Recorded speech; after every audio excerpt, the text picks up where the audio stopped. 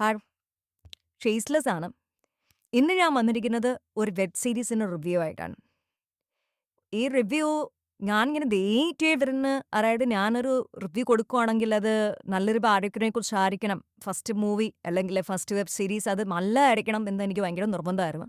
ആദ്യമേ തന്നെ പറയട്ടെ, എൻ്റെ നിർബന്ധങ്ങളൊന്നും വകവയ്ക്കാതെയാണ് ഞാൻ ഈ റിവ്യൂ തരുന്നത്. ഇതിൻ്റെ ട്രെയിലറൊക്കെ വന്നപ്പം തന്നെ ഇത് കാണാൻ വേണ്ടി ഇങ്ങനെ നല്ല കൗതുകത്തോടു കൂടി കാത്തിരുന്ന ഒരാളാണ് ഞാൻ. പക്ഷെ എന്നെ സംബന്ധിച്ച് ഒട്ടും തൃപ്തി തരാത്ത ഒരു വെബ് സീരീസായിരുന്നത്. ഒട്ടും തൃപ്തി തരാത്തതെന്ന് വെച്ച് കഴിഞ്ഞാൽ ആക്ടേഴ്സ് വൈസ് ഒക്കെ എല്ലാം ഓക്കെയാണ്. അതായത് സുരാജ് വെഞ്ഞാറമൂട് നന്നായിട്ട് പെർഫോം ചെയ്തിട്ടുണ്ട്. ബാക്കിയുള്ളവരെല്ലാം ഒരുവിധം നന്നായിട്ട് പെർഫോം ചെയ്തിട്ടുണ്ട്. പക്ഷെ അത് മാത്രമല്ലല്ലോ ഒരു വെബ് സീരീസ് എന്ന് പറയുമ്പോൾ നമ്മൾ പ്രതീക്ഷിക്കുന്നവർ. ഇതിൻ്റെ അകത്തെ ഏറ്റവും വലിയ നല്ല വാരകം എന്ന് പറയുന്നത് സുരാജ് വെഞ്ഞാറമൂടിൻ്റെ അഭിനയമാണ്. പിന്നെ ഇതിൻ്റെ ആർട്ട് അത് പ്രത്യേകം എടുത്ത് പറയേണ്ടതാണ്. ആ കാളുകൾക്കട്ടെ തന്നെ സൂചിപ്പിക്കുന്ന രീതിയിൽ അവരെ ആർട്ട് ചെയ്ത് വെച്ചിട്ടുണ്ട്. പിന്നെ കോസ്റ്റ്യൂംസ് ഇതെല്ലാം നന്നായിരുന്നു. പ്രത്യേകിച്ച് രമേഷ് പിഷാരടിയുടെ ഔട്ട്ലുക്ക് അതൊക്കെ നന്നായിരുന്നു. ഇതൊക്കെ തന്നെയാണ് ഇതിൻ്റെ നന്മകൾ. ഇനി നമുക്ക് ബാക്കിയുള്ള നെഗറ്റീവ് ഭാവത്തിലേക്ക് വരാം. ഇതിനകത്ത് മെയിൻ ഇതിൻ്റെ ഏറ്റവും വലിയ അട്ടർ ഫ്ലോപ്പായിട്ടുള്ള അല്ലെങ്കിൽ പോരായ്മയായിട്ടുള്ള ഒരു കാര്യം എന്ന് പറയുന്നത് ഇതിൻ്റെ ബാക്ക്ഗ്രൗണ്ട് സ്കോറാണ്. നമ്മളിത് കണ്ടുകൊണ്ടിരിക്കുമ്പോൾ എൻ്റെ അഭിപ്രായം മാത്രമാണ് ഞാൻ പറയുന്നത്. ഞാനിത് കണ്ടുകൊണ്ടിരുന്നപ്പോൾ ഒന്ന് ഓർമ്മ പോലും സമ്മതിച്ചിട്ടില്ല. സത്യം പറഞ്ഞാൽ ഇത് ഭയങ്കരമായിട്ട് ഇതിൻ്റെ രണ്ടാമത്തെ പോരായ്മ ഇതിൻ്റെ ലാഗാണ്. ഇത് ലാഗടിച്ച് ഇങ്ങനെ കിടക്കുന്ന സമയത്ത് നമുക്കൊന്ന് അറിയാകുമ്പോൾ കണ്ണടയ്ക്കാൻ പറ്റത്തില്ല ഈ ബാക്ക്ഗ്രൗണ്ട് സ്കോർ കാരണം. സ്ഥാനത്തും അസ്ഥാനത്തും എല്ലാവരും ഇങ്ങനെ ഫില്ല് ചെയ്ത് കേട്ടിരിക്കുക. അതും ഒരു ചേർച്ചയില്ലാത്ത സാധനം.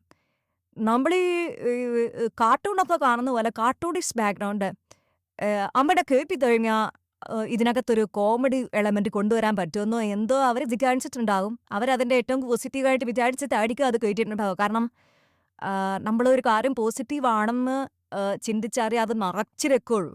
ഒരു കാര്യത്തെ ഒരു സാധനത്തിനകത്ത് നിറച്ച് വെക്കണമെങ്കിൽ അത് നല്ലതായിരിക്കുമെന്ന് ചിന്തിച്ച കാര്യമല്ല. ഇത് ഫുൾ ഇത് തന്നെയാണ്. നമുക്ക് നാഗേന്ദ്രൻസ് ഹണിമൂൺ എന്ന് പറയുന്നത് ട്രെയിലറൊക്കെ കാണുമ്പോൾ കിട്ടുന്ന ഒരു അറിവുണ്ട്. ഒരാൾ കുറേ പെൺകുട്ടികളെ കല്യാണം കഴിക്കുന്നവരായിട്ട് കളിപ്പിച്ച് കല്യാണം കഴിക്കുന്നു എന്നുള്ള ഒരു ശാപനം. അത് തന്നെയാണ് ഇതിനകത്തുള്ളത്. അപ്പോൾ ഇതിനകത്ത് നമ്മുടെ വെബ് സീരീസ് കാണുന്നതിന് മുമ്പ് നമ്മുടെ മനസ്സിൽ ഈ ഒരു സാധനമായിരിക്കും വരില്ല.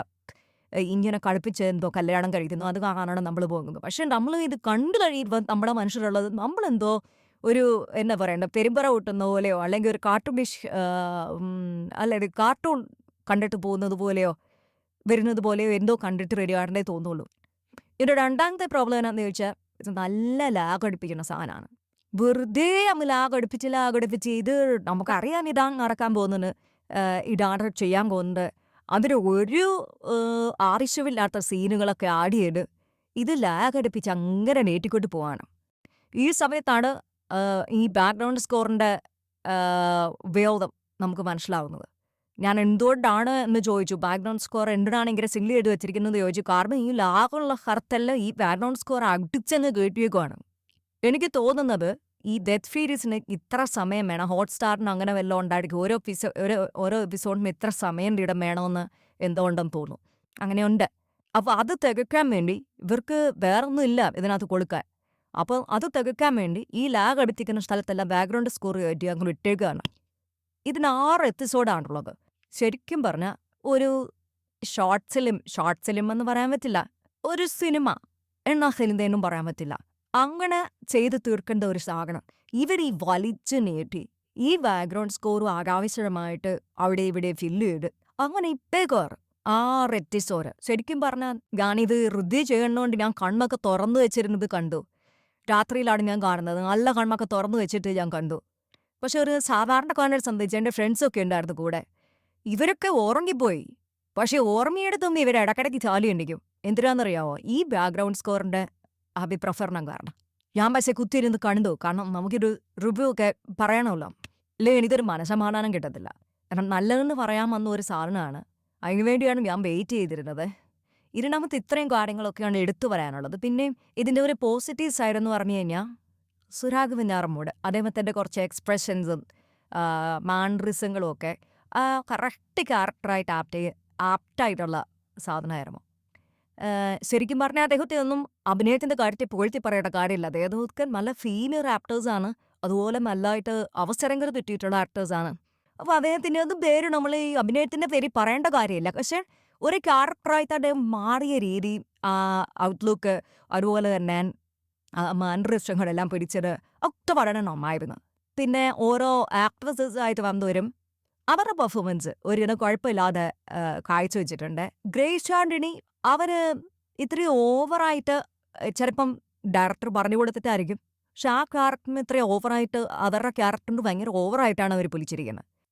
പിന്നെ ഒരു കാര്യം എന്ന് പറഞ്ഞാൽ അതിനകത്ത് കനികുസൃതിയുടെ ക്യാരക്ടർ, അതായത് ഇപ്പം മലയാള സിനിമയിൽ ഒരു ട്രെൻഡ് എന്താണെന്ന് വെച്ച് കഴിഞ്ഞാൽ നല്ല കാമ്പുള്ള ഒരു ക്യാരക്ടറായിരിക്കും, അതിനകത്ത് പക്ഷേ അവർ പ്ലോസ്റ്റൂഡ് ആയിരിക്കും.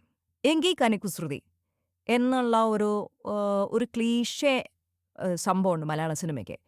അത് തന്നെയാണ് ഇതിനകത്തിപ്പം ഈ വെബ് സീരീസിനകത്ത് വന്നിരിക്കുന്നത്. കുഴപ്പമില്ലാത്തൊരു ക്യാരക്ടറാണ്. അതായത് ഈ 5 പേരിൽ ഒരാൾ, ഒരു മെയിൻ നായകൻ തന്നെയാണ് കനികുസൃതി. പക്ഷേ ഇതുപോലെ പ്രോസ്റ്റിറ്റ്യൂട്ടിന് ക്യാരക്ടർ ചെയ്യുക എന്നുള്ള ഒരു സാധനം, അത് നമ്മളിങ്ങനെ കനികുസൃതിയെ കണ്ട് കണ്ട് കണ്ട് അങ്ങനെയുള്ള വേഷങ്ങളിൽ കൂടുതൽ കണ്ട് കണ്ട് കണ്ട് നമുക്ക് മടുപ്പുളവാക്കുന്നതാണ്. അപ്പം അത് എൻ്റെ മാത്രം പേഴ്സണൽ ഒപ്പീനിയനാണ്. അങ്ങനെ കുറച്ച് കാര്യങ്ങളൊക്കെ ഒഴിച്ചു വെച്ചാൽ ആക്ടേഴ്സിൻ്റെ പെർഫോമൻസ് നല്ലതായിരുന്നു. പിന്നെ ആക്ടേഴ്സ് ഉള്ളതുകൊണ്ട് ഹോട്ട്സ്റ്റാറിന് എടുക്കാൻ എളുപ്പമായി. അതുകൊണ്ട് ഹോട്ട്സ്റ്റാറിന് എടുക്കാൻ വേണ്ടി പാലിച്ച് നിതിൻ എടുത്തു വെച്ച സാധനമായിട്ട് എനിക്കിത് തോന്നുന്നുള്ളൂ. നിങ്ങൾക്ക് ചിലപ്പം വേറൊരു അഭിപ്രായമായിരിക്കും. അപ്പോൾ പിന്നെ വേറൊരു റിവ്യൂമായി ഞാൻ തരാം. അതുവരെ ബൈ.